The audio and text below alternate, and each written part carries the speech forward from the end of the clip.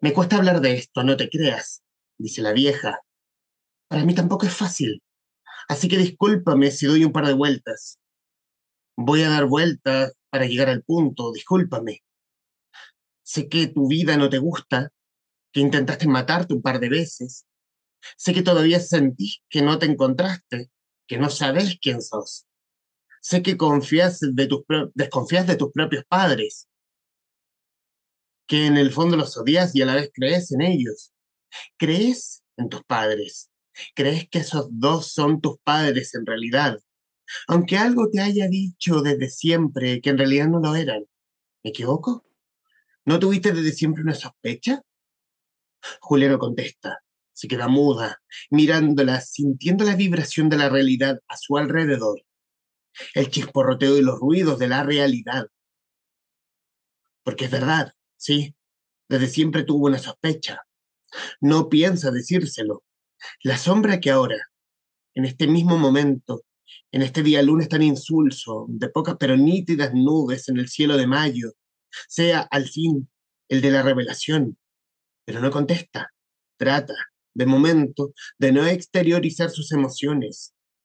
Sabe que exteriorizarlas significa dejarse ganar. No puede evitar que la pera le tiemble un poco, y se pregunta si la vieja lo verá, si lo notará con esos ojos de piedra que tiene.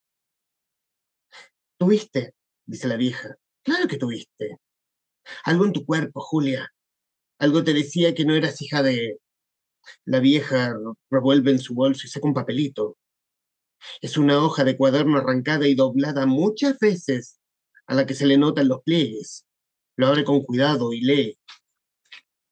Jorge Emilio Ruiz y Susana Telleca. Después, cuidadosamente, la vuelve a doblar y la guarda de nuevo en el bolso. Algo te lo dijo siempre, Julia. Hace tiempo que te vengo mirando y lo sentías, ¿verdad? Lo sentías, chiquita. Lo sentías, sí. Incluso lo habló con su psiquiatra de colegiales una vez. Él tenía su típico gesto de las manitas unidas, esas manos frágiles, casi infantiles, que no servían para nada. A lo mejor no querés saber realmente quién sos, dijo su psiquiatra. Y esto es parte del comienzo del libro, el cual hablaremos hoy en esta nueva entrega del Traficantes de Cultura. Recibimos muy honrado que haya aceptado la invitación al escritor argentino Luciano Lamberti, autor de Para hechizar a un cazador, editado en Chile por el sello Alfaguara de Penguin Random House y galardonado por el Premio Clarín de Novela en 2023. Luciano, muchísimas gracias por su tiempo para con los traficantes de cultura. Hola Humberto, ¿cómo te va? Un Aquí gusto. muy, aquí muy bien y gustoso de esta conversación y hablar de un libro absolutamente fascinante, loco por decirlo de alguna manera, porque mezcla perfectamente este terror cotidiano y de alguna forma con la historia de Argentina, por lo que vivió Argentina. Y resulta fascinante, pues, por lo menos por lo pronto, el camino que hace la protagonista, Julia. Y aquí hablar de la idea.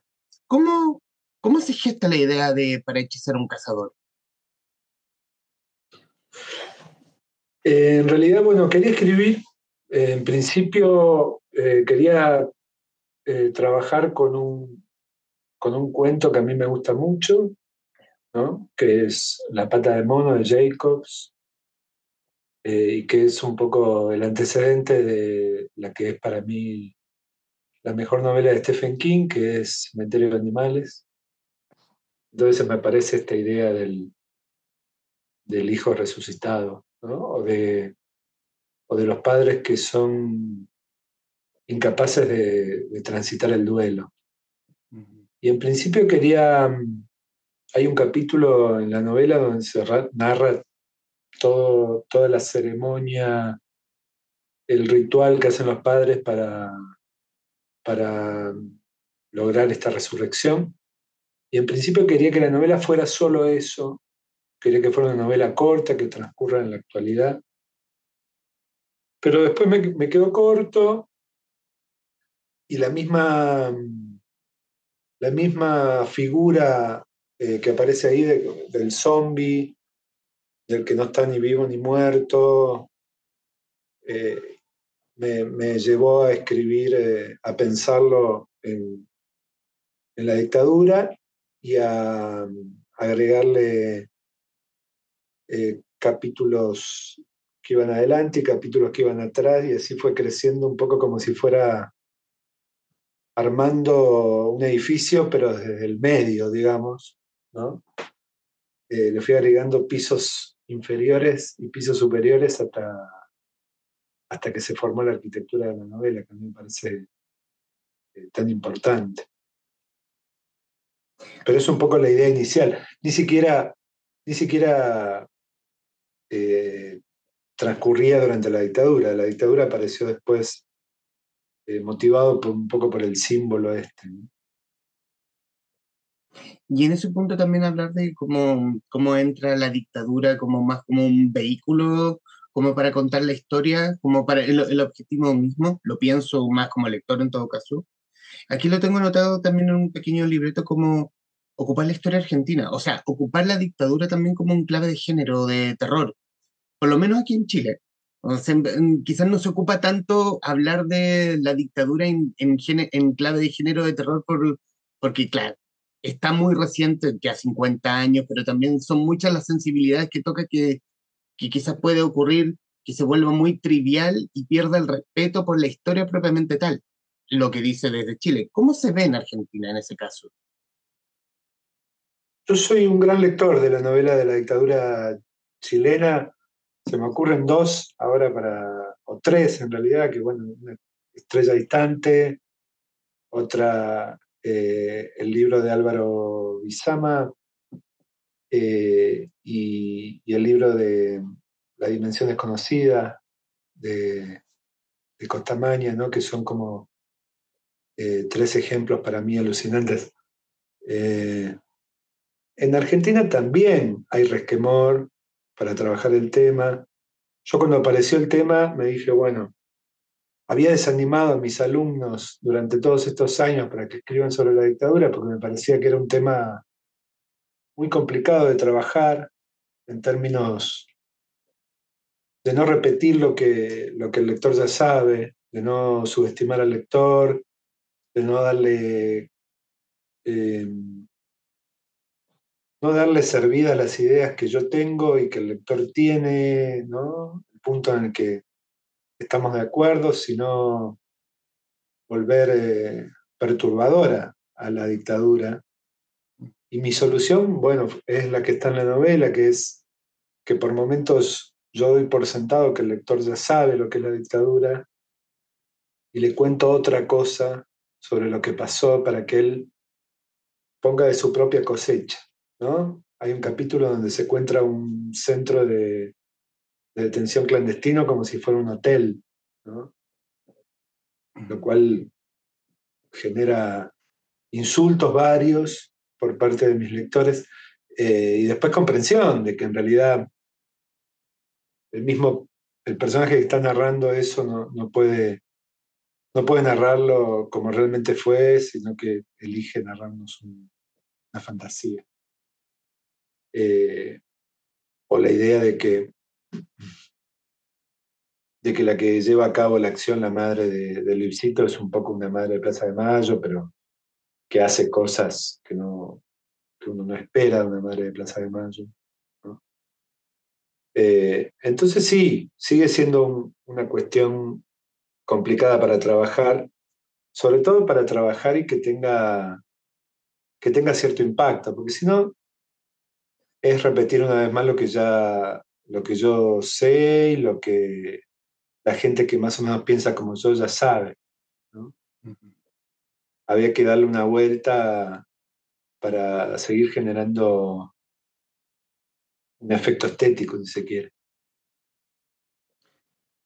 Quiero irme al desarrollo. ¿Cómo fue escribirlo? ¿Cómo fue darle a mi corazón a los ambientes, a la protagonista? Lo decías al principio. Eh, Esta historia no tenía la dictadura argentina, pero por hecho circunstancial tuvo que entrar en la historia. ¿Cómo fue el desarrollo? Eh, Creo que lo olvidé sanamente, porque fueron muchos años de trabajo y, mis métodos en general mezclan un poco, viste que se dice que hay escritores de descubrimiento y escritores que planean lo que van a hacer antes de sentarse a escribir. Yo soy alguien que trabaja una especie de mixtura entre esas dos actitudes, un poco planeo a grandes rasgos, descubro, ¿no? Yo soy un militante de la escritura como descubrimiento, lo cual implica después mucho trabajo, porque eh, si uno va a descubrir, después hay que reescribir mucho y en realidad el primer borrador termina siendo una especie de escaleta, una especie de plan, ¿no? Ujú. Y mi método de trabajo tiene que ver con los borradores sucesivos eh, y con la contemplación del todo como organismo, digamos. Lo cual, a ver, yo vengo de escribir cuentos, en general escribo más cuentos que novelas, y me di cuenta de que en un cuento uno tiene el control absoluto sobre todo, porque son 5 o 10 páginas, y uno puede ver, ponerlo sobre la mesa y ver cómo funciona en términos de equilibrio y de ritmo, ¿no? Ujú. Y una novela es mucho más difícil porque son 400 páginas que uno tiene que poner sobre la mesa. Y a veces, también que la novela es un género mucho más generoso en ese sentido, que se banca ciertos lugares, ciertas digresiones y ciertos lugares de descanso.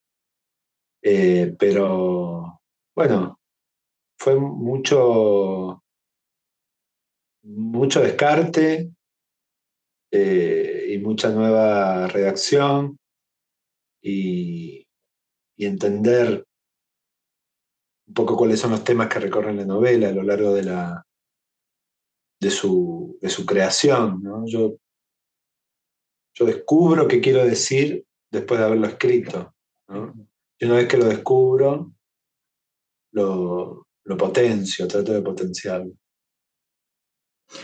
Bueno, decir también para quienes nos verán y escucharán fuera de este último libro que está disponible en librerías de la mano de Alfaguara, Luciano Lamberti también tiene La Maestra Rural, lanzado el año pasado por banda propia, y junto con y también junto con banda propia, El Grandes Éxitos, también disponible de la mano de banda propia. Em, Quiero hablar del terror, pero en el sentido de que algo que me pasó con el libro, propiamente tal, porque el libro uno se lee rápido, pero ¿por qué se lee rápido? Porque lo siento como una caída al vacío, porque uno siente como ese ahogo de la protagonista, siente como esa conversación, en la conversación del principio del libro, esa conversación media tropezada de esta supuesta abuela con Julia. Eh, ¿Cómo es el desarrollo del terror para de una manera que uno como lector, porque uno lo experimenta, o quizá uno no, tú no lo buscas así, pero simplemente se da como de una manera de experimentar las emociones, porque el libro es mucho de emociones que sobresalen las páginas.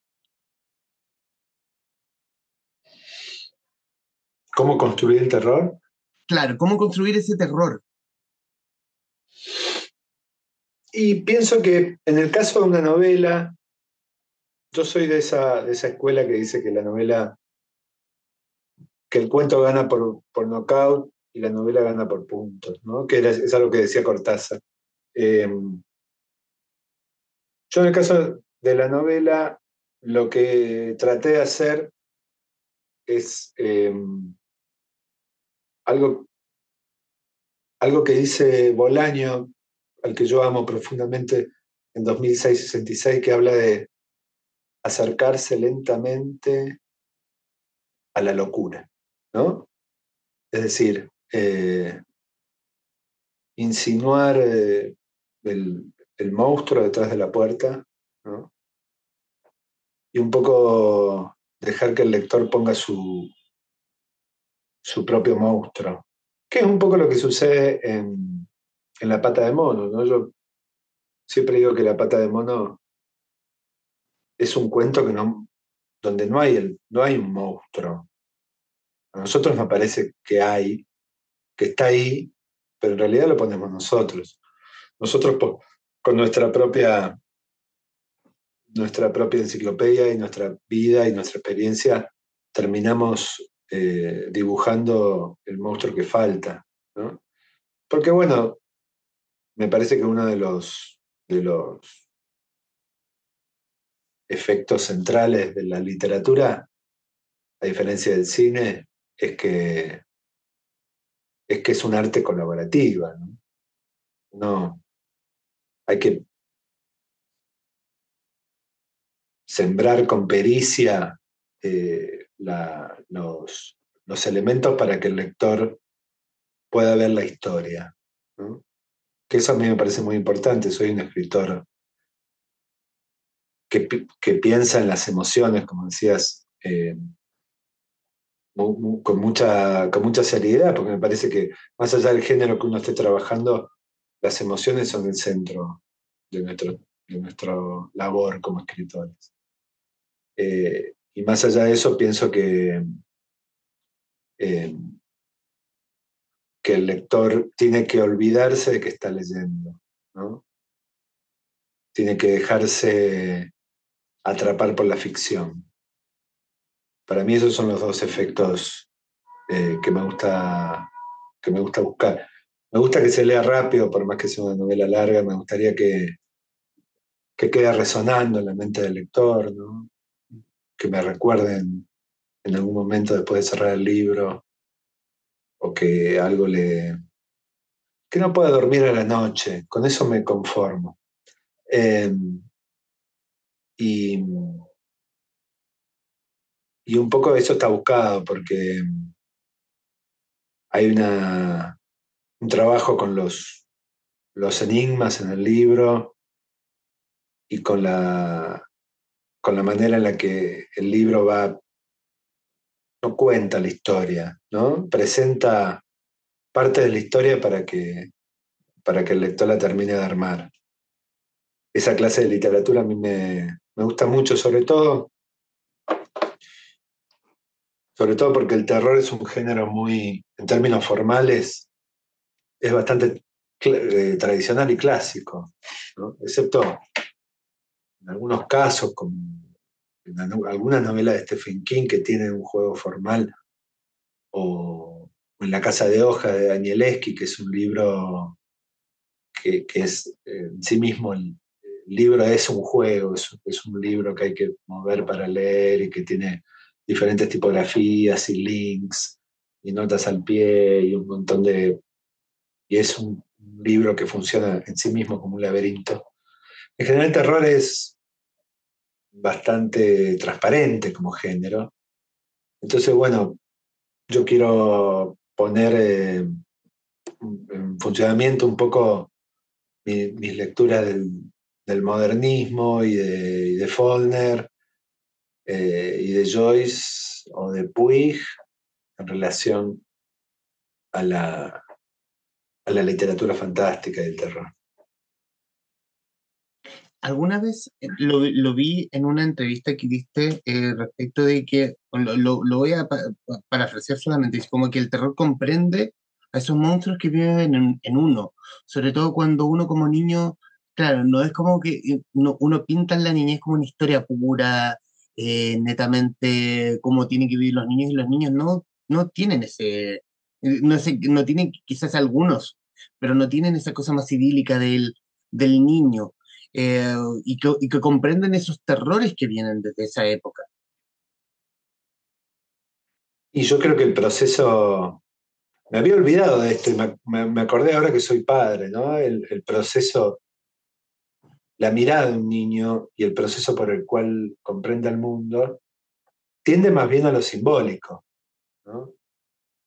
Tiende más bien a pensar, ni siquiera a pensar, porque es algo que se experimenta con el cuerpo, que, que el mundo está lleno de monstruos, eh, y que papá y mamá, o quien sea que lo esté cuidando, es el encargado de defenderlo frente a esos monstruos, ¿no? Ujú.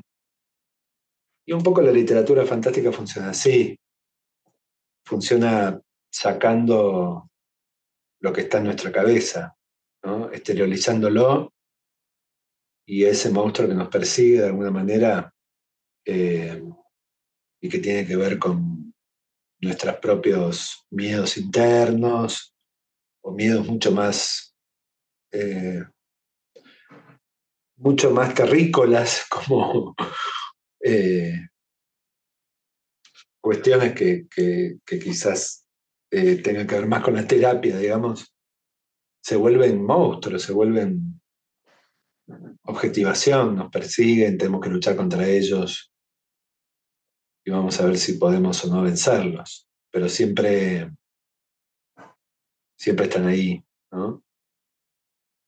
Poco, por ahí leía que el pensamiento de los chicos es el pensamiento primario, en el cual se establecen causalidades distantes, ¿no? Entonces, se me rompe un jarrón, se separan mis padres, y yo establezco un nexo entre ambas cosas que naturalmente no tienen nada que ver, pero que en la mente de un chico funcionan así. Como en el comienzo de la historia, como en la historia de Julia, con este encuentro con esta supuesta abuela. Y eso es un poco una escena bastante común en la historia argentina, ¿no? Las abuelas buscando a los nietos, eh, reconociéndolos y todo lo que eso genera. Yo para hacer la novela leí y vi muchos testimonios de nietos y de hijos recuperados, y fue impresionante notar el shock que significaba para ellos, eh, esa, ese cuestionamiento de su identidad, ¿no? Incluso en algunos casos, eh, ellos mismos iban a la corte a defender a sus padres, a los padres que los habían apropiado, que se habían apropiado de ellos, ¿no? O sea, no podían, les costaba mucho dejar de ser quienes eran en un punto. Y es una metáfora más, si se quiere, más general, ¿no? De todos. ¿Cuánto, cuánto pensamos que nuestra identidad y lo que somos es algo monolítico, cuando en realidad gran parte de la literatura, pienso en Borges, por ejemplo, nos dice que, o en Philip K. Dick, nos dice que nos pueden inventar los recuerdos y que podemos ser otra persona y que la identidad no es tan, tan pétrea como pensamos, sino que más bien está sujeta a cambios y en cualquier momento podemos desconfiar de quiénes somos. Como una respuesta simbólica a lo real, ese terror. Sí, como un cuestionamiento de... El terror siempre fue eso, ¿no? Mm. Fue decir, bueno, estamos metidos en un relato, en un cuento que dura ya 2000 años, y, y el terror lo que presenta es la posibilidad de cuestionar ese relato, de que haya otros relatos y otras formas de comprender el mundo. Quizás no presenta esos otros relatos, pero sí sugiere que los hay. Mm. Y eso, como dice Todorov cuando analiza la obra de Henry James, eso te deja en un estado de indefensión frente al mundo. De pronto lo que pensabas que era una ley objetiva, se vuelve lábil. Mm. Hace algunos meses un escritor que lanzó una novela como en de género terror, también ligado como a la dictadura chilena, decía que el gran libro de terror de Chile es, es el libro de la Comisión Valech, es la lista de la Comisión Valech, de la Comisión de Verdad y Reconciliación de Chile. En este caso, Argentina tiene... ¿Cuál es el gran relato de terror argentino? ¿Es la dictadura? Bueno, es el nunca más, pero lo dijo María Enríquez, dijo que el nunca más podía ser leído como una novela de terror, ¿no? Y por eso yo a la hora de abordar el punto máximo de terror que ya estaba servido, que ya venía dado, digamos, por la realidad como el centro clandestino, lo que hago es contar otra cosa, es contar a los personajes como si estuvieran en un hotel, ¿no? Ujú. Porque eso ya está dado. Y me parece que lo que tenemos que hacer es generar terror desde otra parte. Sí, la última dictadura fue la más sangrienta e inhumana, ¿no? Hubo otros momentos de locura y de violencia también en la historia argentina. Tenés que pensar que el primer relato de la historia argentina es El Matadero, que es el relato de una violación, de una turba iracunda que persigue a un tipo, lo desnuda y está a punto de violarlo con una mazorca de maíz, cuando el tipo se muere de rabia, como dice El Matadero.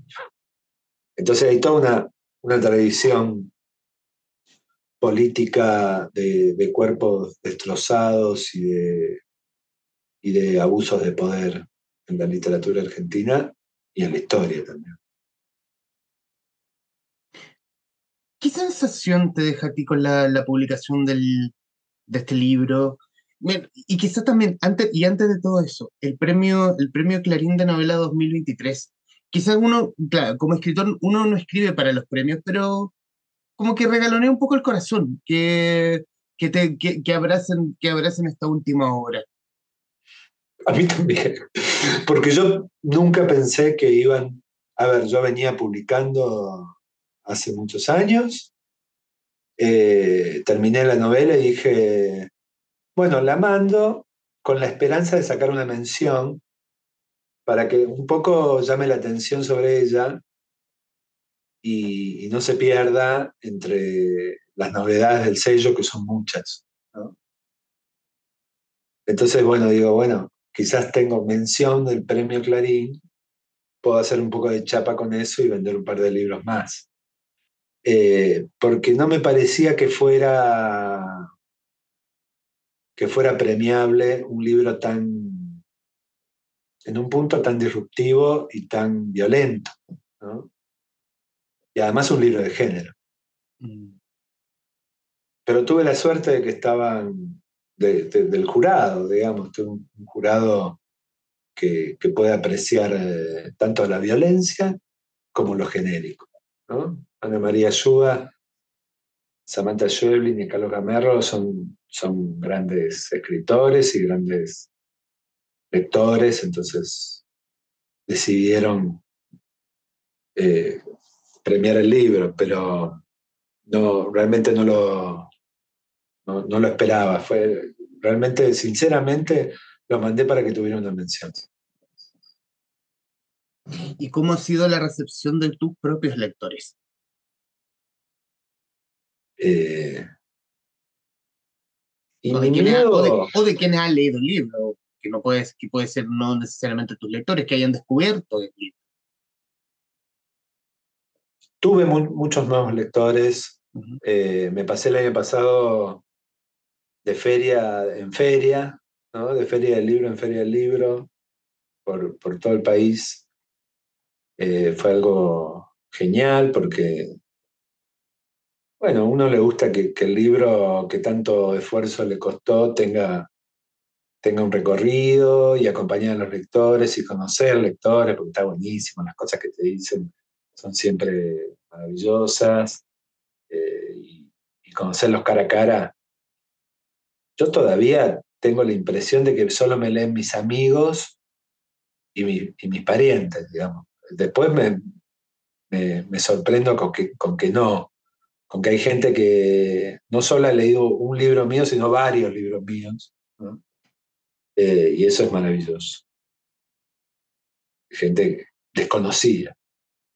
Pero en general, bueno, mi miedo era que el libro sea tanto corrido por derecha como por izquierda, en el sentido de ofender a las víctimas de la dictadura, ¿no? A la derecha no me importa ofenderla, pero sí a las víctimas. Eh, y en general tuve una muy buena... El libro fue entendido, ¿no? Tuve una muy buena aceptación a ese respecto, al punto de que en Córdoba, en el interior del país, cuando lo fui a presentar, se me acerca una mujer, me agarra la mano y se pone a llorar y me dice gracias por el final del libro, ¿no? Lo cual para mí es un gran momento de mi vida como escritor. ¿Qué más podría agregar en los minutos que nos quedan, Luciano? Quiero darle las gracias por su tiempo. Quiero darle las gracias por este libro, que este libro es tremendo. Quizás decir que se lee rápido puede tener otra connotación, pero se lee rápido respecto de lo vertiginoso, respecto de que se lee rápido, vertiginoso, compulsivo. Es un libro que no vas a soltar y te habla a ti que nos estás viendo o escuchando y que va o que escucharás en el futuro, que es un libro que no vas a soltar, que aborda quizás el terror más cotidiano de todos, que el que vivió el país, por ejemplo. Él vivió Argentina, el que ha vivido Chile, que ha vivido muchos países en Latinoamérica, pero también uno va de la mano de la protagonista con sus propios miedos, con sus propios monstruos. Uno termina siendo quizás parte de ese recorrido. Eh, Luciano, bueno, nuevamente reiterarle las gracias y estos minutos finales son suyos para que diga lo que guste respecto del libro, de lo que quiera.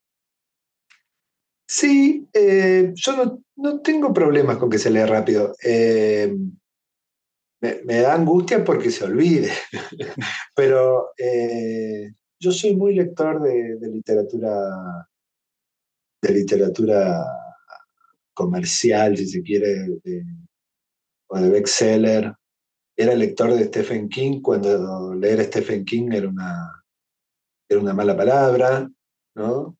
En la época en la que yo estudié letras, tenía que leerlo a escondidas para que no me apedreen mis compañeros. Eh, y creo que la literatura de género, que en general se lee rápido y en general es entretenida, dice muchas cosas sobre el estado del mundo, ¿no? Fuera de menospreciarla, de considerarla nada más que un entretenimiento, eh, a veces incluso profetiza cosas que todavía no han sucedido, ¿no? Yo estoy reviendo las películas de Carpenter y bueno, describe bastante bien el mundo Carpenter. Y Cronenberg también, ¿no? Los directores de cine, los escritores fantásticos están trabajando con sueños y a veces los sueños, en términos simbólicos, hablan más de nosotros que la representación realista de qué pasó este año. ¿Qué más poder agregar? Luciano Lamberti, autor de Para hechizar a un cazador, editado en Chile por Alfaguara, en conversación con la guarida de los traficantes de cultura. Mi estimado Luciano, muchísimas gracias. No, a vos, por favor. A quienes nos están viendo y escuchando, gracias por estar ahí. Adiós.